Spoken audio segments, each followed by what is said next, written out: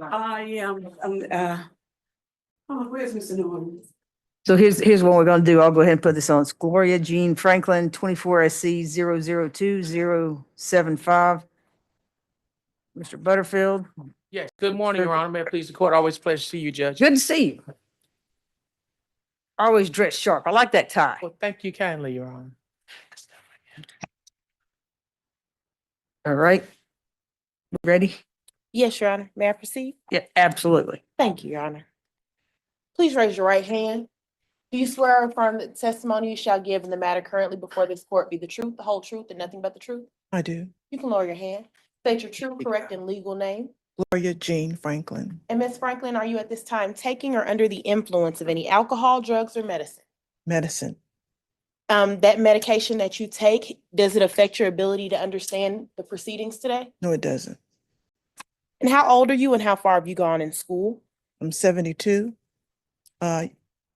13 years. And are you able to read, write, and understand the English language? I am.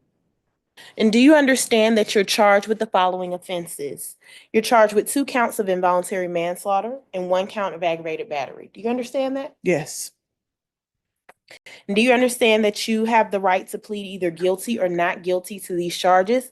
And if you plead not guilty, you may remain silent and you may receive a jury trial. guilty. Nope. No, I'm sorry. You just say yeah. Yes, okay, okay. And have you Okay, had an good. opportunity to, have you had enough time to speak with your lawyer, Mr. Butterfield, about all the facts and circumstances known to you regarding the charges in this indictment, including any potential defenses? Yes, I have.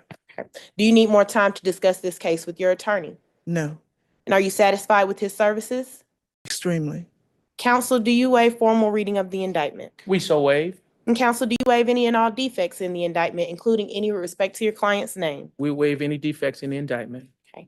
And Ms. Franklin, have you been arrested on the charges in this indictment? Yes, Excuse me. The state is unaware of any outstanding warrants that are related to these charges. Do you or your attorney know of any outstanding warrants that are related to these charges? no, And has your attorney advised you of the minimum and maximum sentence for each charge you are pleading to? yes, he had. For involuntary manslaughter, the minimum is 1 year, maximum is 10 years.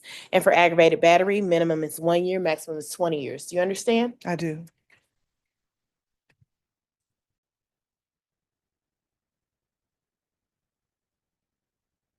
And do you understand that this is a guilty plea and it's a non-negotiated plea, and the state may still recommend a sentence to the court?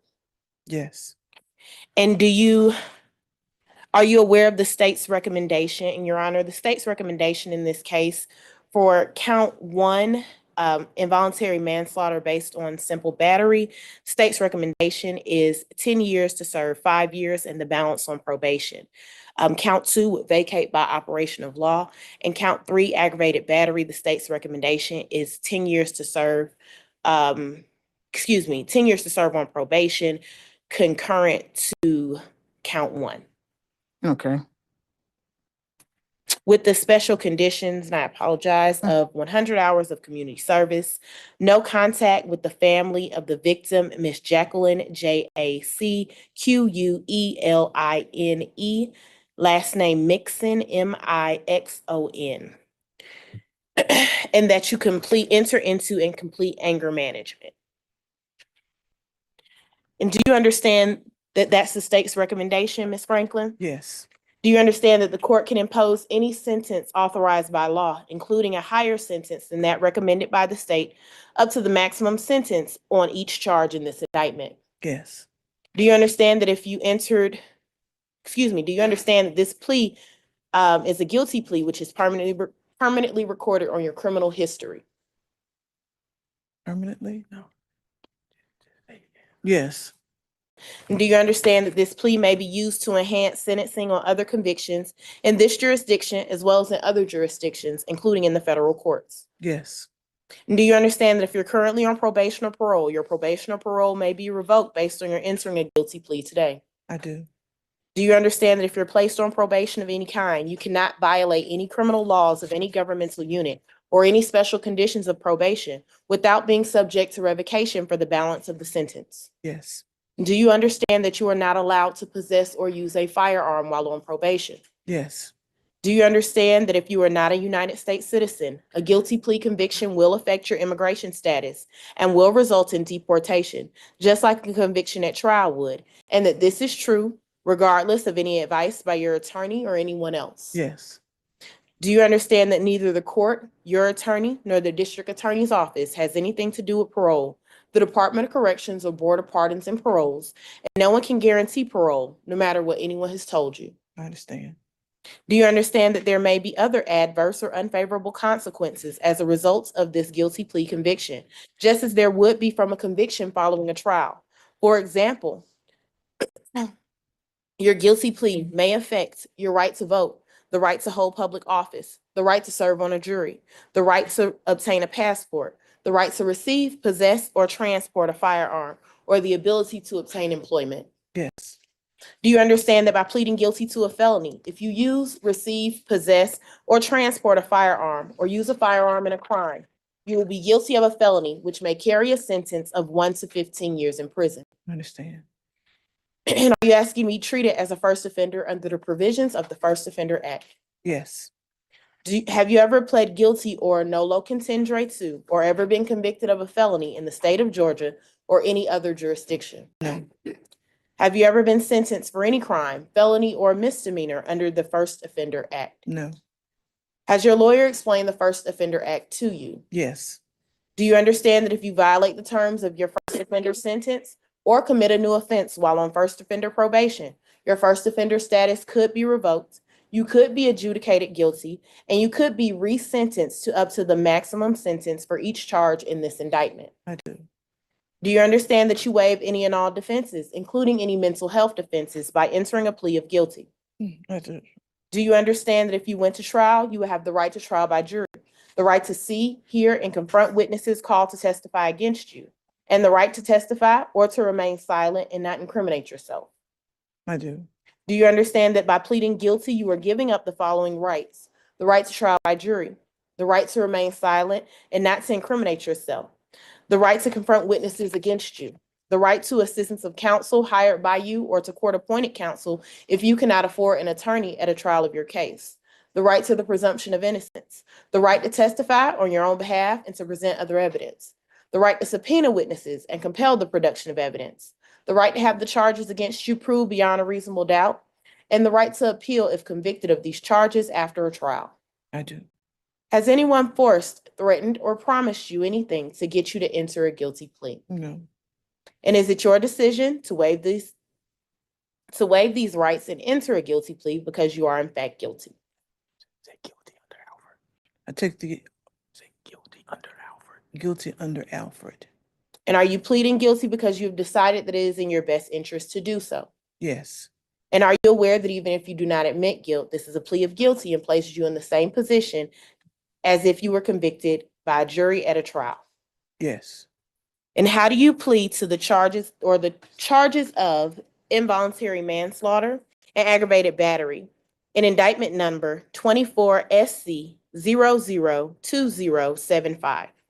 Guilty under Alfred. And is this guilty plea freely and voluntarily given with full knowledge of the charges against you? Yes. Do you understand that you may only have a limited right to appeal this guilty plea conviction? Yes. Do you understand that you only have 4 years from today for a felony charge and 12 months from today for a misdemeanor charge to file a habeas corpus petition challenging the voluntariness of this guilty plea? I do.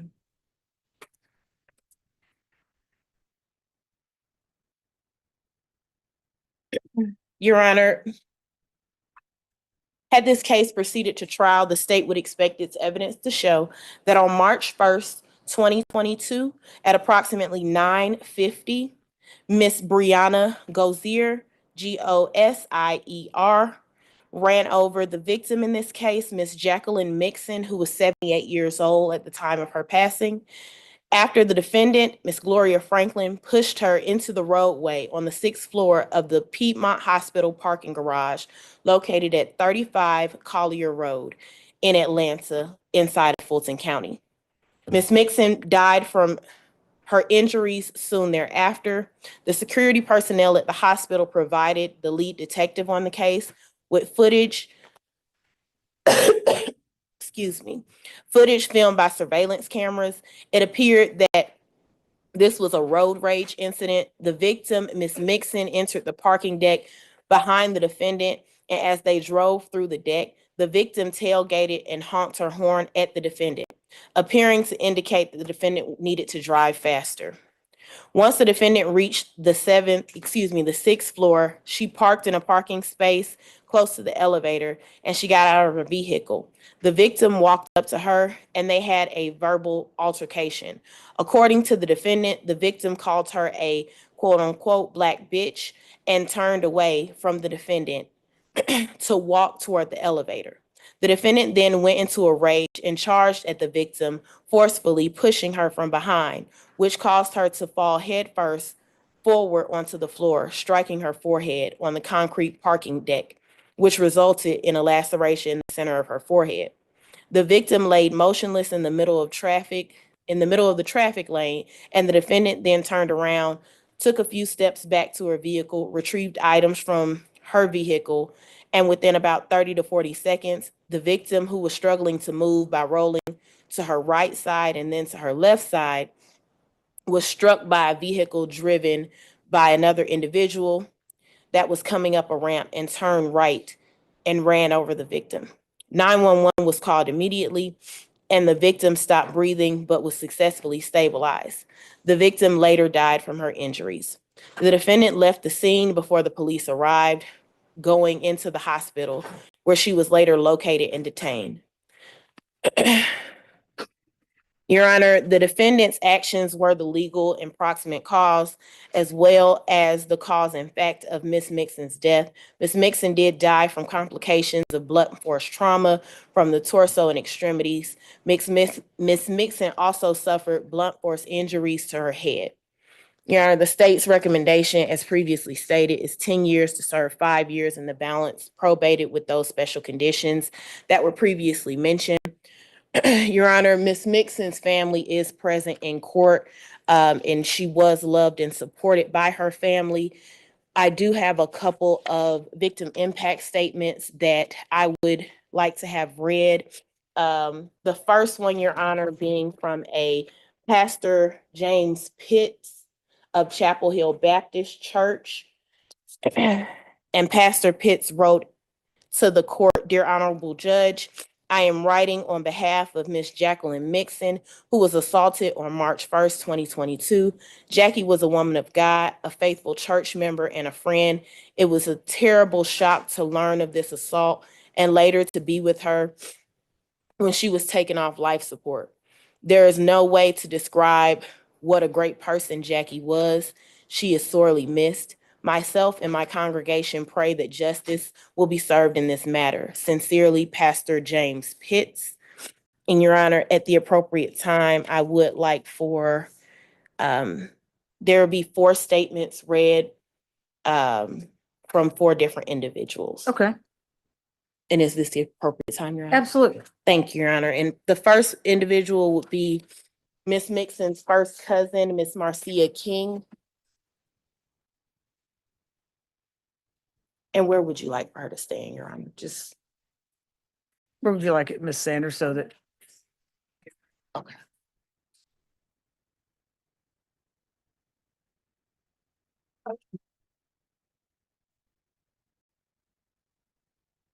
Good morning. If you raise your right hand for me, you swear firm testimony about gives, truth, whole truth, nothing but the truth? Oh, sorry, your victim statement. God, I'm just halfway, I'm 4 counters I'm looking at. So all I need you to do, sorry about that, is speak loud enough for Ms. Sanders to hear. And if you need to come up here, you can and stand there. I don't know if I can get through it. Okay.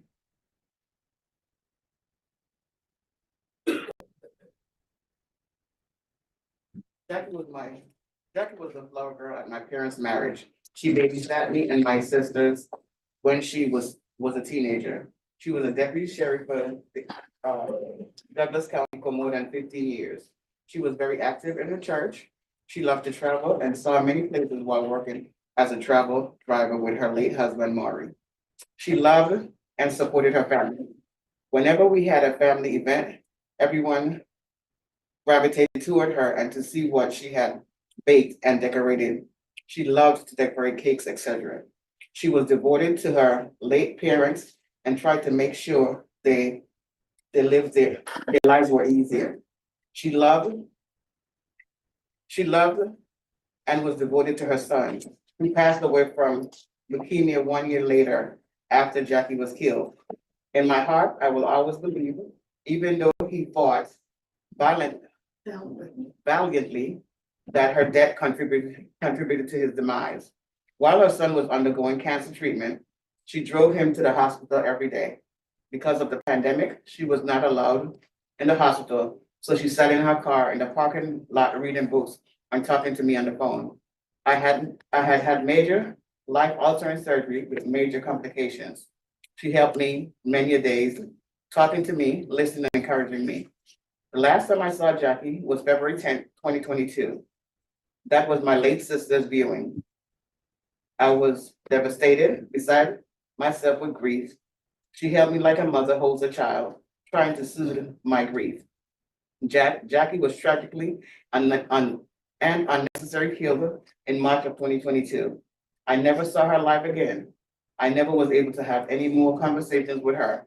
I was never able to say it was okay to meet and be with her beloved husband and parents in heaven. If they had been alive, they would have been so upset to have at how Jackie was killed. I am thankful that they were there to meet her when she arrived in the pearly gate. And I know she was there to meet her son when he arrived. The only consolation is that they are now all together. But why? Why did the defendant put Jackie under a car? I can see no justification under any circumstances for that at all. She took Jackie away from the family, her son and me, when she was needed by us all. And when the defendant did not even stay in that parking lot, but turned around and left to go to her family, leaving Jackie pinned under the car, gravely injured and dying. I ask you, what kind of a decent human being would do that? Please, Judge Manning, the defendant has been allowed to celebrate holidays with her family, work, and carry on her life. We, Jackie's family, have not had those opportunities. Please, Judge, remember the heinous act the defendant committed and sentence her harshly with incarceration. Thank you for your time, Your Honor. As always, Marcia King. Thank you, Ms. King. Thank you, Ms. King. Thank you. I'm sorry for your loss. Yes, ma'am. And the next individual would be, or individuals are Dawn Pennington and Tracy Bagley. I got so many counters going on. I can't kind of keep up And what's going that's- on. And that's spelled DAWN, last name PENNINGTON, and Tracy TRACY, last name Bagley BAGLEY. Come on, you can hear okay, Ms. Sanders? I'm Dawn. Jackie was my stepmother. Thought of how Jackie was taken away from us. Her generosity and unwavering support for us is immeasurable, and she will always be remembered as a kind and happy person. We keep asking ourselves why it had to be her. Jackie didn't deserve this.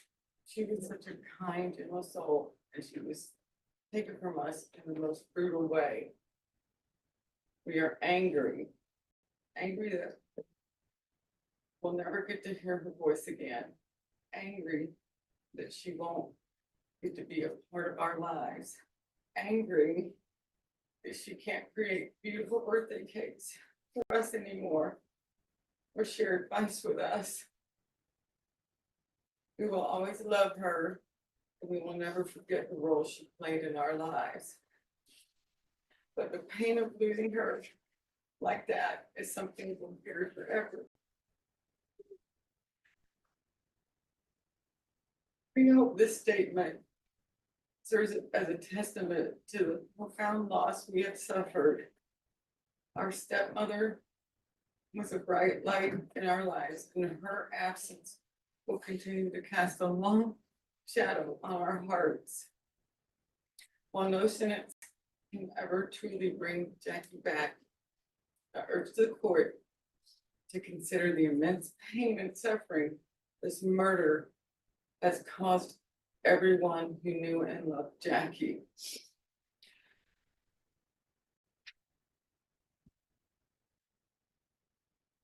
We believe that a just punishment will not only acknowledge the severity of this crime, but also provide some semblance of closure for our family as we are trying to live our lives without her. Thank you. Thank you. I'm sorry for the loss of your bonus mom, I like to call them. Thank you both. You got one more? Two, Your Honor. More. Oh, that's okay. I can understand. Thank you, Your Honor. The next is Miss Susan Kimsey, SUSAN KIMSEY. M as in Mary. M as in Mary, Okay, yes, Your Honor. thank you.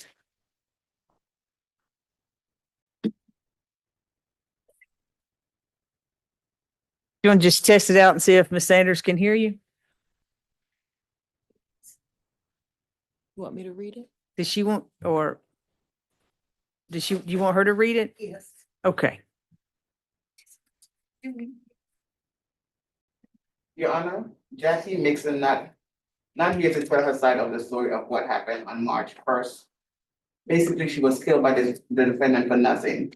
Your action took a mother, grandmother, great-grandmother, a sister, a friend away from us, which has haunted our lives since that day. The defendant action took Charles Kimsley, mother, her only child from him, as he was battling leukemia, AML, and really needed his mother. Charles Kimsley was her only son, and there was nothing she wouldn't do for him. She was always there for him, and no one could have better mother than she was for him. The pain, hurt, and anger, the loss of losing his dad 2 weeks earlier to COVID, the defendant's angry state caused him to lose his mother life. To lose his mother life, all within 2 weeks apart, being the only child, the pain across his face was so much emotion, no one could understand the pain Charles felt. No one could bring his parents back, and we understand everyone dies, but under the circumstance that the defendants caused Jackie death, she showed no remorse, no emotion for her action. The defendant has some anger issues that shows that is not her first go around. This is the first time she got caught. The defendant didn't care for human life. If she had, she would have stayed and tried to help. Instead, chose to leave the location, never even looking for help at what she had done. No one should have to live with that kind of stress hanging over them. Jackie Mixon had retired from Coca-Cola, Douglas County Sheriff Department, which for over 10 years she was patrolling the streets, putting her life on the line every day. She worked, and for something like this to happen was unthinkable. If the defendant's anger wasn't out of control, Jackie would still be alive, would still be here.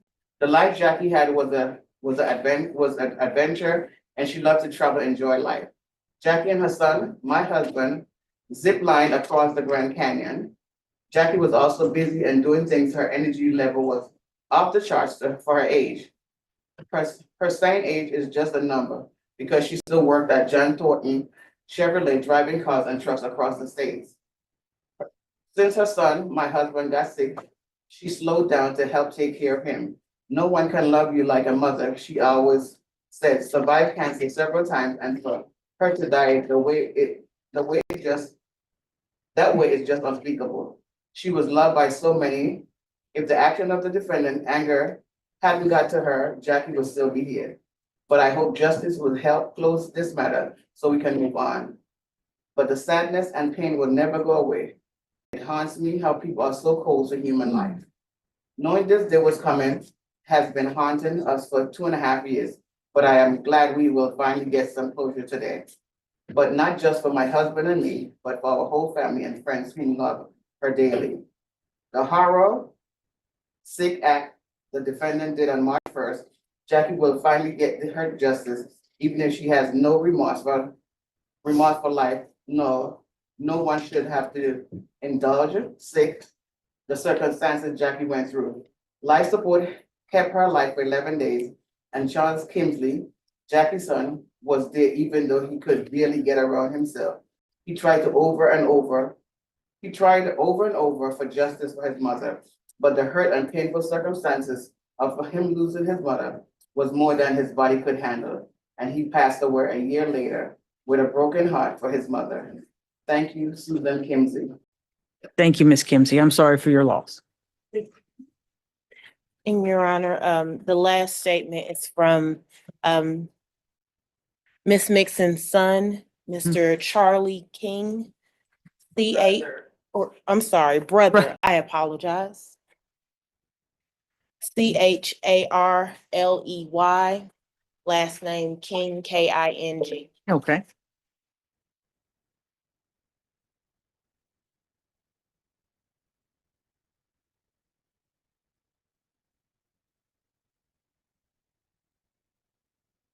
Good morning, Mr. King. I'd like to thank members of the family and community that presented statements this morning. Yes, sir. Move on. I'm Charlie King, the brother of Jackie Mason. There were 13 years between us, which meant she contributed a lot to my upbringing, all the way from changing my diapers to teach me how to drive. She was particularly influential in my teen years, keeping me out of trouble. I'm writing this statement to share the profound and lasting impact Jackie's violent senseless death has had on my family and her community. My sister was taken from us in the most unimaginable way, pushed under a moving car, a senseless and cowardly act. The images of that moment and the knowledge that my sister was murdered so violently haunt us to this day. Her life was violently and intentionally taken from her without stopping or calling for help. The culprit just walked away to continue her day. Especially hard hit by this tragedy was my nephew, Charles Kimsey. Charles's father died from COVID, and 2 weeks after the funeral, his mother is pushed under a car and dies from her injuries. Both parents gone in 2 weeks. Jackie was with Charles 24/7 for over 2 years through his battle with leukemia. Less than a year after his mother's death, we buried Charles also. The weight of Jackie's death seemed to stunt Charles's recovery. Financial impact is also significant. Grady Hospital put a lien on her house for expenses, thinking there was more money to collect from any lawsuit monies the family might receive from Medicare. After 2.5 years, Grady finally dropped that lien last week. There are still legal and probate fees to be associated with Jackie's death. Jackie was full of life and kind, always ready to lend a hand to anyone in need. She was a light that has now been snuffed out. It's our reality, and it's one that we'll never recover from.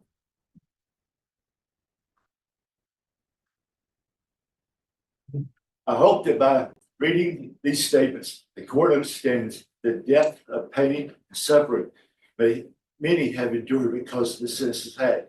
My sister's life was stolen and will never be the same. No sentence can bring her back, but I ask for justice for her so that no one else has to endure the pain and loss that we have. Thank you for hearing our statements. Thank you, Mr. King. Mr. King, let me ask you a little bit about your sister. So when did she work at the sheriff's office in Douglas County? Which sheriff did she work under? Earl Lee? Earl Lee, Oh, okay. I don't live in Douglas County, so I'm not really. Well, there hadn't been too many in the last, 30 years. Earl Lee was there forever. Yeah, he was. Yeah. How much I do recall, because we were good friends with my brother-in-law at the time. He was bailiff in the court system there, so Now you don't live in, where do you live? I live in Kennesaw. Oh, okay. All right. All right. Well, good. So what's your most favorite memory about your sister? Back when I was a teenager, she, not to get into details, but she pulled me out of a lot of trouble. So she covered for you.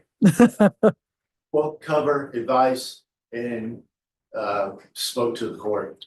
But but no, I used her for guidance because of the differential in our ages. She'd already been through that. We went to the same high schools and stuff. She even gave me tips on teachers that I was going to be facing in high school. But she was always there. She would see stuff coming and tell me, and I could make better judgments in my life. I guess that's probably the best way I could put it. That's She- definitely a good sister. Definitely a good sister. Hopefully, if you have children, they learned and they're good to their siblings. We're working. Well, thank you so much. I am so sorry for your loss. Your Honor, the state is showing no felony history for Ms. Franklin. And the state would object to the Alfred plea, but we do understand that it's at the court's discretion. All right, Mr. Nothing Butterfield. further. Okay. Judge, I want to speak with you a little bit about Miss Franklin, and then I'm going to speak with you a little bit about the case. And we have multiple people on Zoom calls, and we have folks inside the courtroom here also supporting Miss Franklin. But Judge, as she stands here now, she's 72 years old. And back on March the 1st of 2022, and I met her shortly after that, I've been a part of this case from day one, Miss Franklin was 69 years old. She had been retired. She's now been retired for about 9 years, and she retired from the CDC. She was a program analyst at the CDC, where she recorded birth defects and did calculations. She worked there for about 13 years. She was born and raised in St. Louis, East St. Louis, Illinois, rather. And in 1980 to 1982, she worked at the Record Center doing their vital records in St. Louis. So she's always worked in government.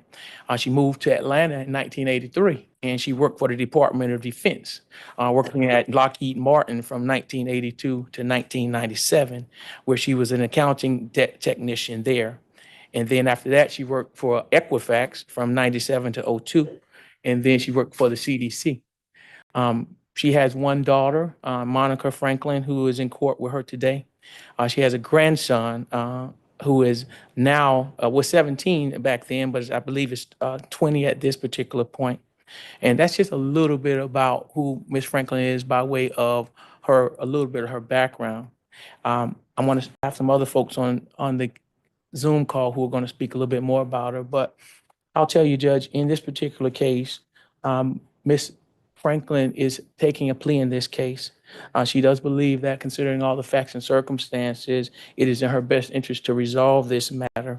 She's always been remorseful, and I'll talk about what she told the police on day one, but I've struggled with this case, Judge, for about 3 years now.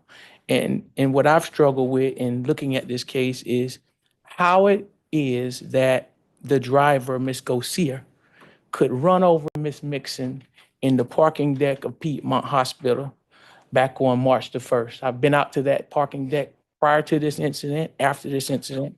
It was not crowded at the time of this incident. It was well lit.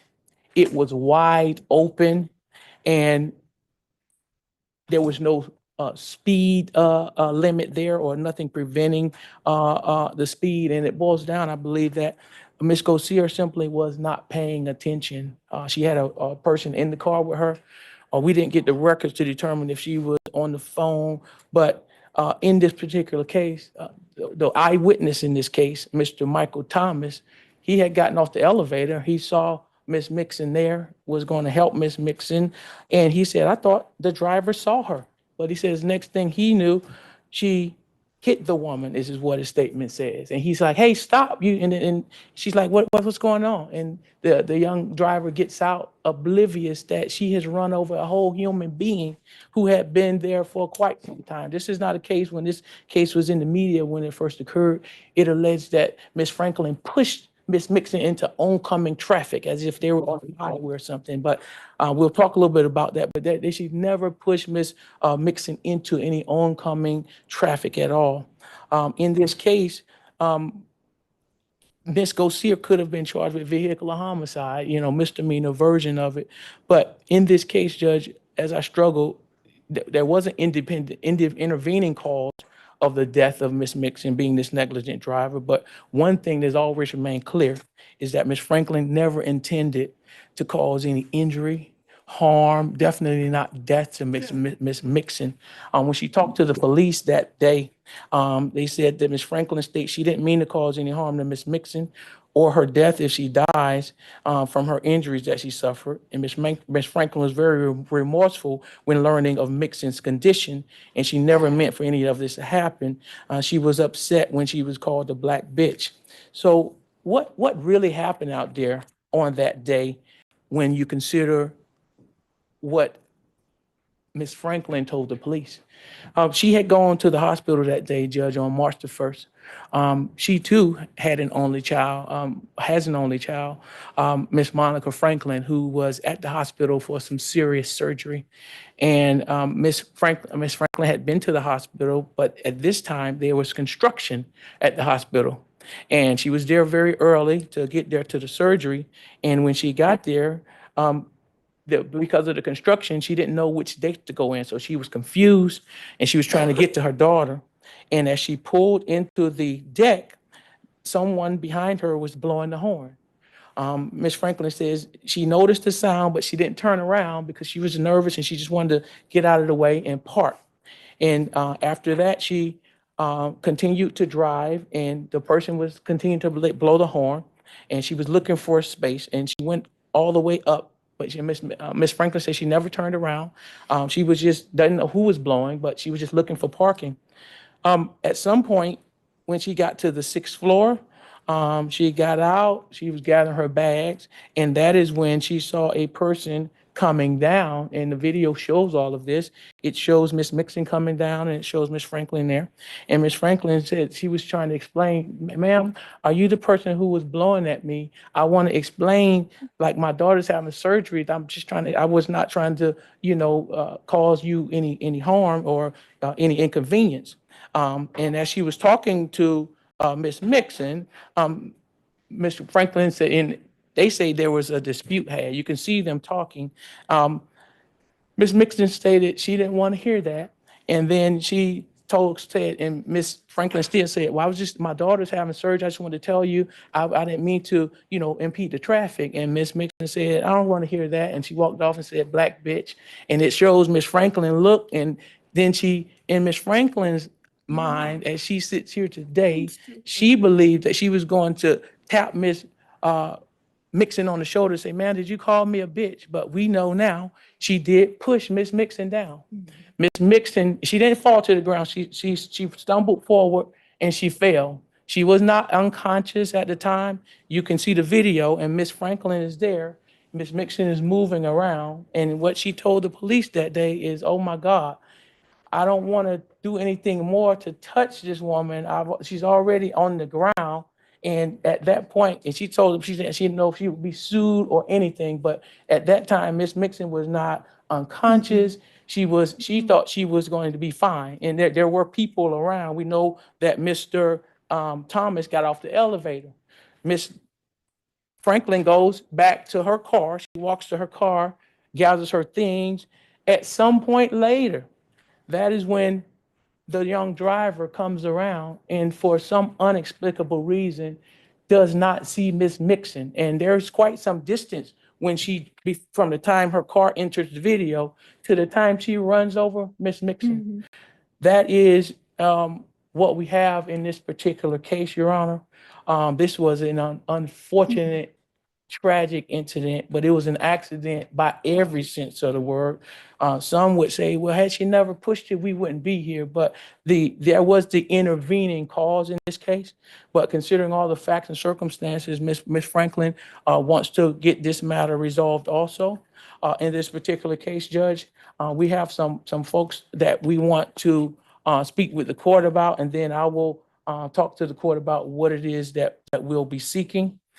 If you give me 1 second, Judge. Sure. Miss Sanders.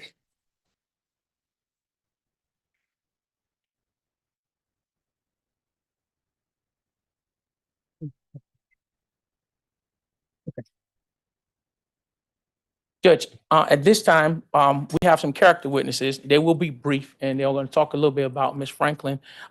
If I may call them at the court's pleasure, and then I will.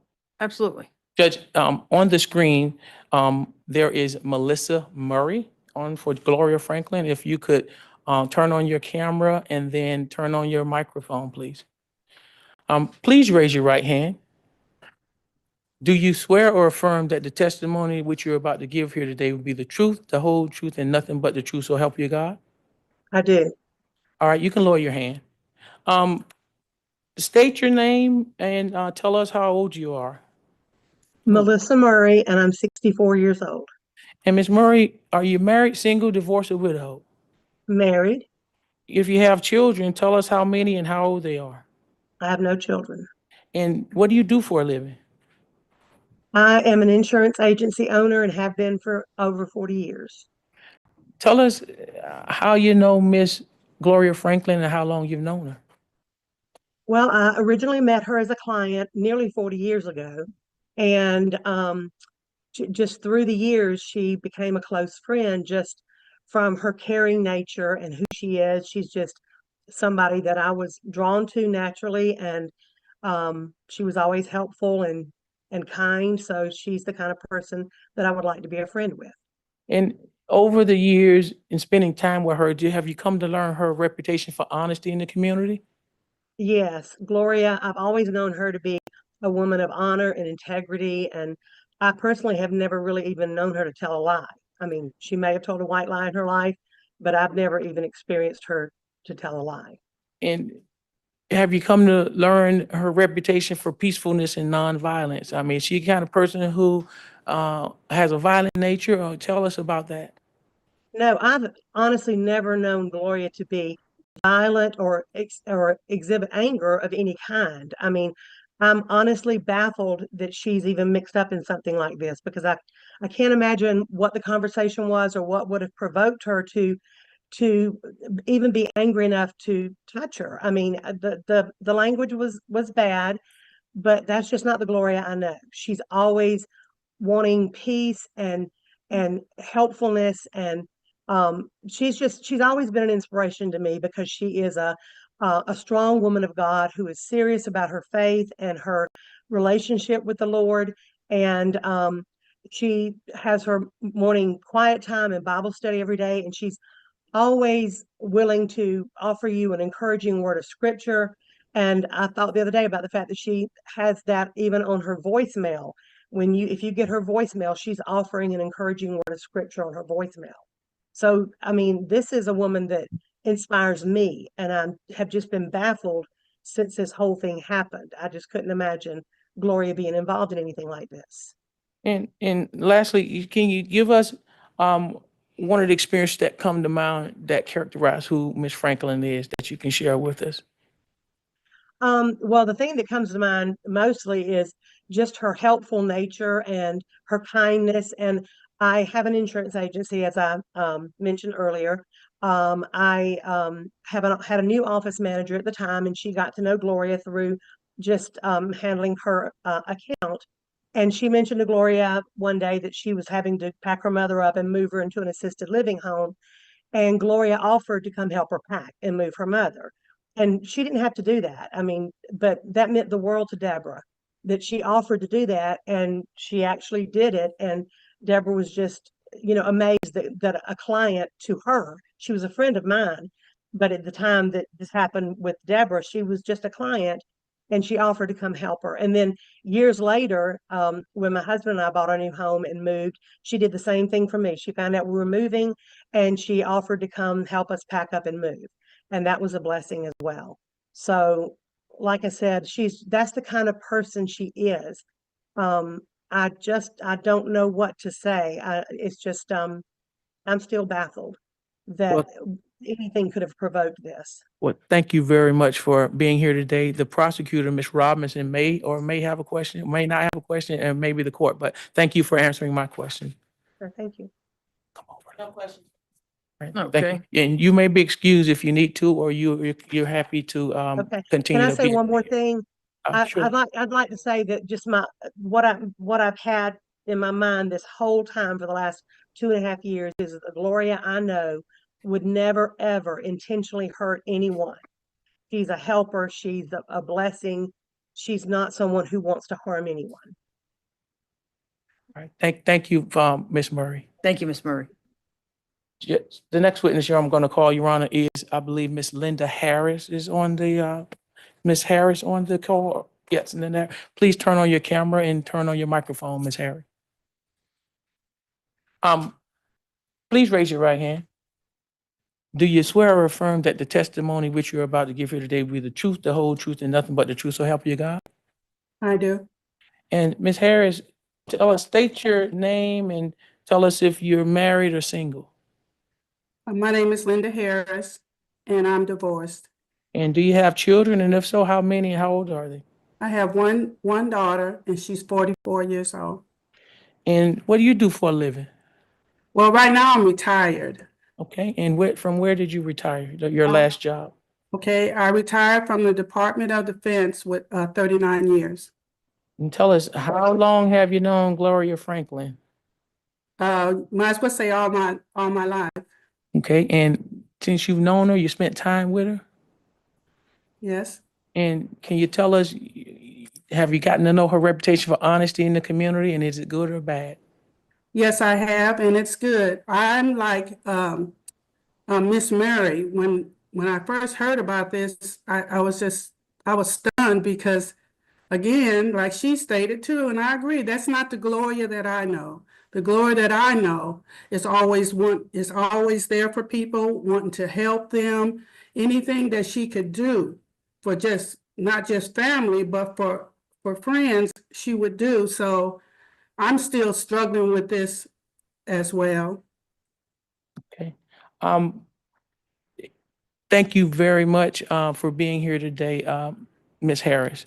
And the state might have some questions for you or the court. No questions from the All state. right. Thank you. She doesn't have questions, Ms. Harris, so you can stay or you can go ahead and go if you like. I would like to stay, please. Okay, and thank you for your statement.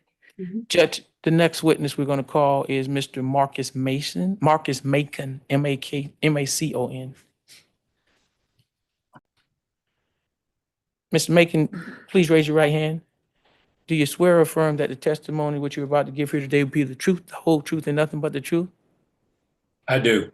And tell us a little bit about yourself. How old are you? What do you do for a living? I am 61 years old, and I am the supplier inclusion manager for Lowe's Home Improvement. And tell us, how long have you known Gloria Franklin, and how do you know her? I've known Gloria for over 40 years. She is my sister. I would say sister-in-law, but she is my sister. I consider her a sister more than I do a sister-in-law.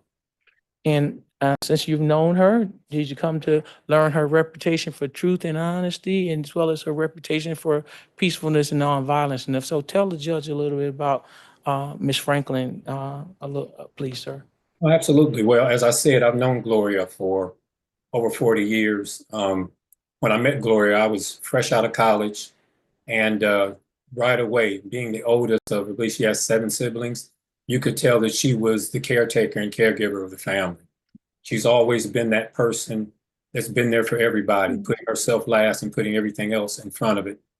Countless times, she's allowed people to come and live with her, sisters, brothers, nieces, nephews. She's always been the refuge when needed. And again, very self-sacrificing. I have 3 sons, ages 39, 34, and 30. And she has been the most amazing aunt to all of them.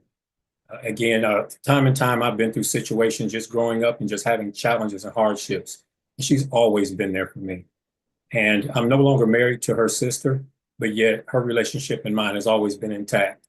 We're very close. She constantly checks on me. I live in North Carolina. I'm not in Georgia anymore. But we stay in touch. She constantly checks on me. And she's just an amazing person with a very big heart. As everybody has said, this whole situation is just so challenging and baffling to me, especially when I first heard of it and that she was involved, because it's just totally opposite of her character and anything that I've ever known her to do in over 40 years. And my heart and condolences go out to the family for their loss as well.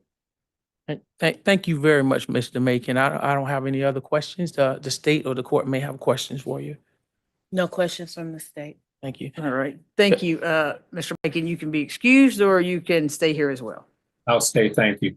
Okay, thank you. Judge, on the call, you'll see Lakeisha Jones, Sarita Young, and others, out of due to time constraints, we're not going to call them, but to a person, we believe each and every one of those other persons would have said the same thing about how long they've known Ms. Franklin, that she's not a person who they know to be a violent person, anyone who's ever been in trouble, and that she is a giving, caring person from what they've known, and she's very spiritual. So we're not going to call those folks, but they are welcome to stay on the call. At this time, Judge, Ms. Franklin does have a statement that she would like to put on the record, Your Honor. Okay, does she need a minute before she? She says she's okay, Your Honor. Okay.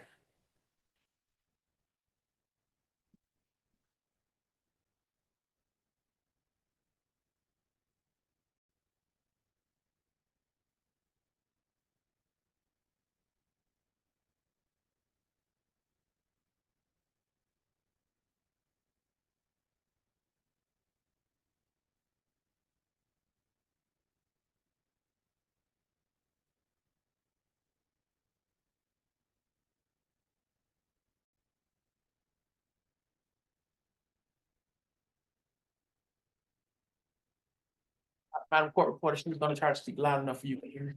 Mr. Butterfield, I guess if you want to, she could sit there because will that microphone pick it up enough, Ms. Sanders, do you think, or? Oh, it's not, oh, it's just coming through here to be on the recording, okay. Yeah, yeah, because they're coming through instead of the podium. Down, but I didn't want to forget anything either. I'm sorry, Mr. Butterfield, I'm sorry, so, Okay. yeah, I'm sorry It's okay. to make you start over, but the court reporter has to hear what you're saying. Okay. Yeah, you could, there you go, if you stand closer up here, she could probably hear you.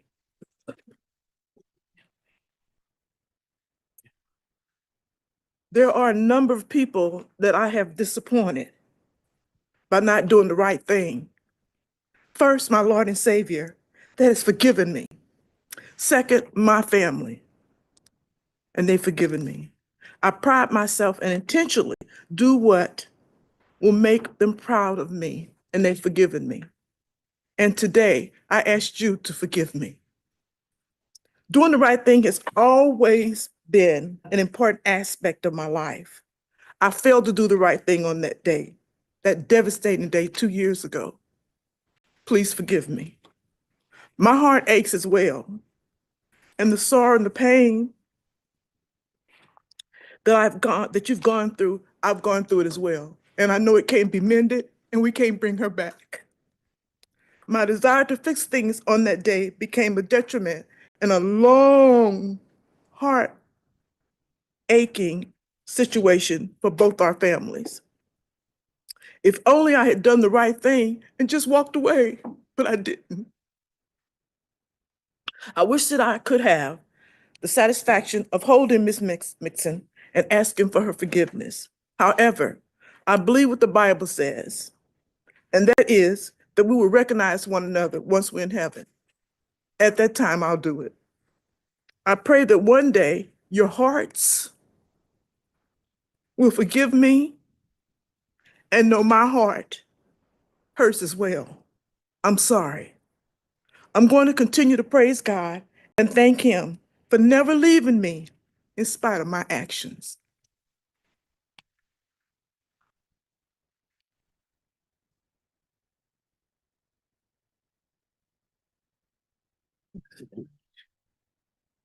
Judge, in this particular case, Your Honor, with regards to sentencing,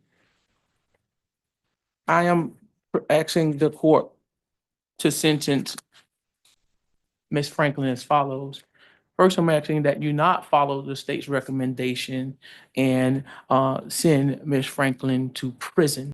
When we talk as the court knows more than I do, the goals of sentencing, whether that be deterrence, rehabilitation, incapacitation, which is what the state is seeking, retribution, and then fifth, restoration.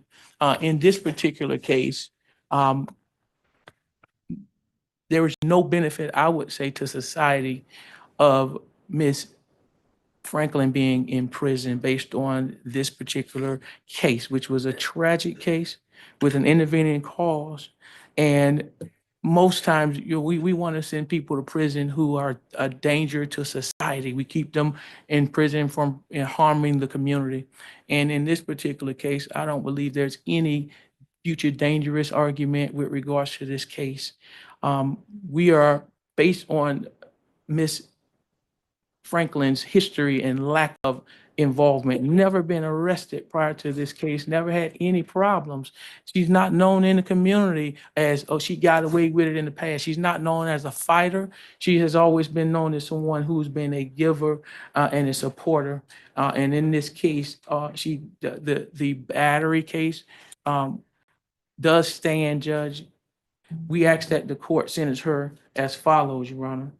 10 years to serve on probation, that she have no weapons while on probation, that she have no illegal drugs, that she does 100 hours of community service, that she have an anger management evaluation and treatment if necessary, Your Honor, and for any other terms and conditions to this court that this court would deem just and proper. Judge, I think I've said all I can say in this matter, and I think I've said all I can say in this matter. This was seriously a tragic incident with this intervening cause, and we believe that the court will make a wise decision in this matter. So thank you for hearing from us, Your Honor. Anything else from the state? Your Honor, nothing other than the state does have the video available if Your Honor would like to see it, but I know that is at your discretion. For me to look at it in camera? Wait, Your Honor, You have it? Did she email it to you? got an email. I have it. Oh, you have it? Yeah, can you, yeah. Yeah, I can look at it real quick. Ms. Sanders, if you want to stand, if you want to break. Okay.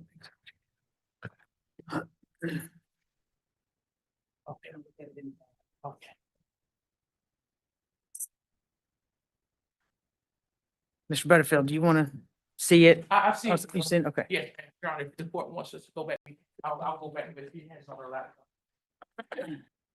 Okay, we're back on the record. So there was someone on here named Reginald Ray, That's what I'm. and I don't think he's on there now.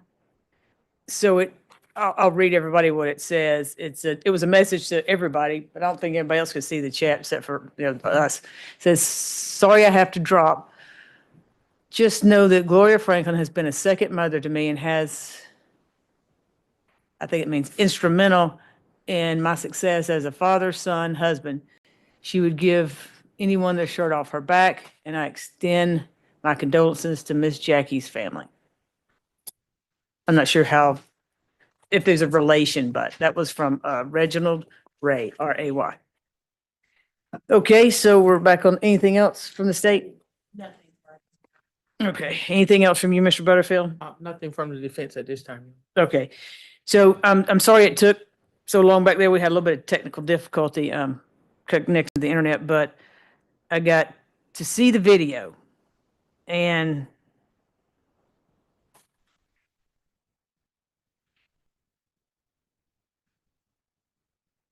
I'm really trying to wrap my brain and not saying anything about like why this lady driving the car wasn't charged with something.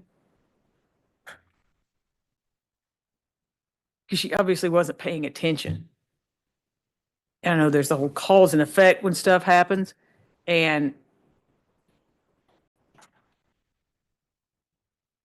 it started out with Miss Jackie coming over and saying something to Miss Franklin, and Miss Franklin obviously got, a little upset and did push her, but unfortunately she was there for a while. So I'm not sure why the lady didn't stop the car and why she's not here. But, it happened, and I understand, and I am So sorry for your loss of Miss Jackie. For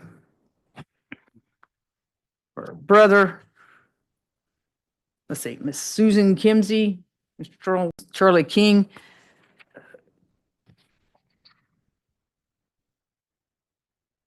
Miss Dawn Pennington and Miss Tracy Bagley.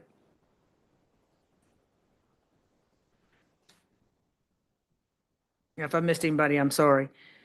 My sympathies go out to all of you. And I've heard people say a lot of times the end of a criminal case isn't usually closure for people. I don't know. I think your closure is going to have to be with, it's between you and whoever you worship and what you can do for yourself. Listening to all of you, I felt like that I got to know Miss, Mixon, and I hate that I never got to meet her. It seemed like she was a very nice lady and meant a lot to a lot of people.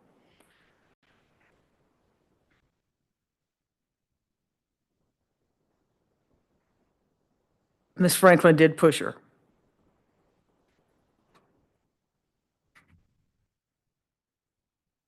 And someone's life did get ended, but got ended by a car. And I'm not saying Miss Franklin isn't, somehow responsible, but I also know that sentencing is for people that are danger to society, danger to the victim's family. They're going to reoffend. And I don't see it. And I've had, and I will tell the family, I've had taken many pleas, one in this courtroom, and you have victim impact statements. And I have to say thank you to Ms. Franklin, because most people that do victim impact statements, the defendant just looks straight ahead or looks down. And I hope that y'all felt the sincerity. I think she was sincere in listening to every word that y'all said. And she turned and spoke to y'all and didn't make her apology about her, which I think is remorse, which I think is, and it may have to do something with her maturity, and that she's, this isn't a regular thing for her. So here's what I'm going to do. And like I said, I have to take into consideration everything. I know the state wants prison time, and I don't know how that's going to help anyone. But it's not letting her off either. I think I'm going to do 10 years on probation, 100 hours of community service, anger management and treatment if necessary. And I think you can, where are they allowed to do community service, like at churches and stuff like that? Okay. No further contact with the victim's family. No drugs unless prescribed, no alcohol, and no weapons.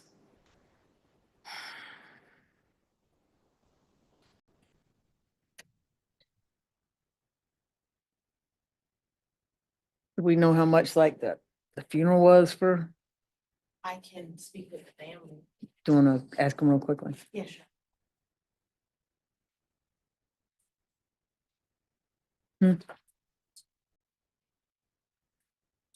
Yeah. Mhm. Mhm. So much.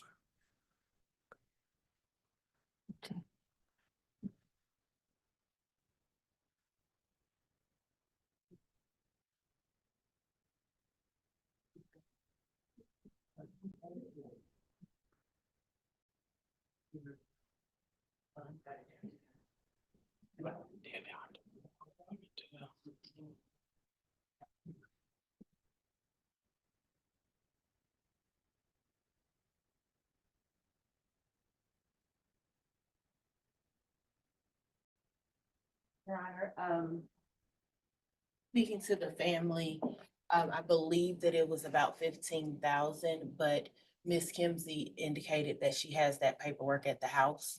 if the court would be inclined to leave that portion open.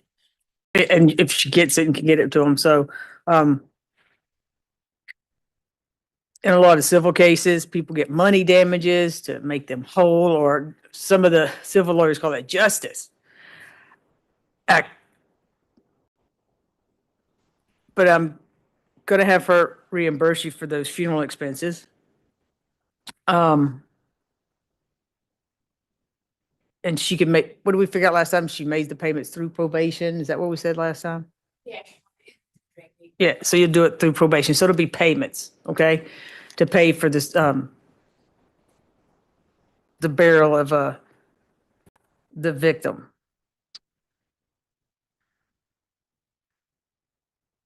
Anything else you think, Ms. Franklin, you need?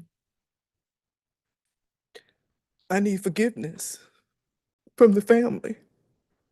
Yes, ma'am. Yeah, And I know it's gonna take a while Yes, because there ma'am. was a family member, but I need the Yeah. forgiveness. yeah,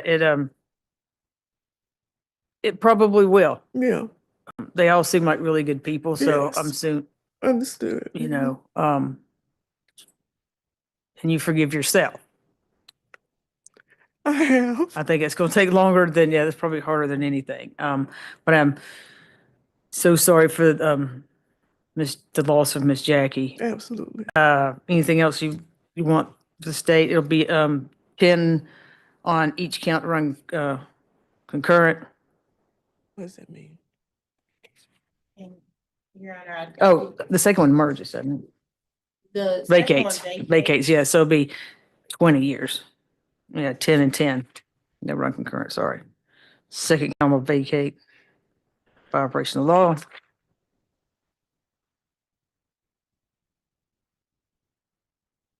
And I think, To do that, Judge, we did ask that she be sentenced under the First Offender Act, 42-8-60, Your Honor. So we asked that she be sentenced as a first offender in this matter. She does qualify, has no priors at all. what says the state? The state wouldn't have an objection for the first offender treatment. However, the state, and I know this is the second portion of it, would object to the Alfred. Right, And as from based on everything the court's heard, as well as the video, the court can, I believe the court can see why we are resolving it as an Alfred plea, Your Honor. So we ask that it be first offender as well as the Alfred plea. And also for Ms. Franklin's purposes, for any potential civil type cases, that's why we're seeking the first offender and the Alfred plea, Your Honor. And just based on the facts of the matter, facts of the case. okay, I'll allow it under first offender. Now, Ms. Franklin, I'm sure your lawyer told you, you could get something like a speeding ticket and then you go to prison for 10 years. I understand, Your Honor. Okay, I understand wholeheartedly. all right. And I'll take it under Alfred for the family there. She knows if she's go to trial, she would be found, there's a good chance she'd be found guilty, and she's still pleading guilty, but it's under Alfred, she's not admitting or denying, but she thinks if it went to trial, there'd be a good chance that, she would get convicted.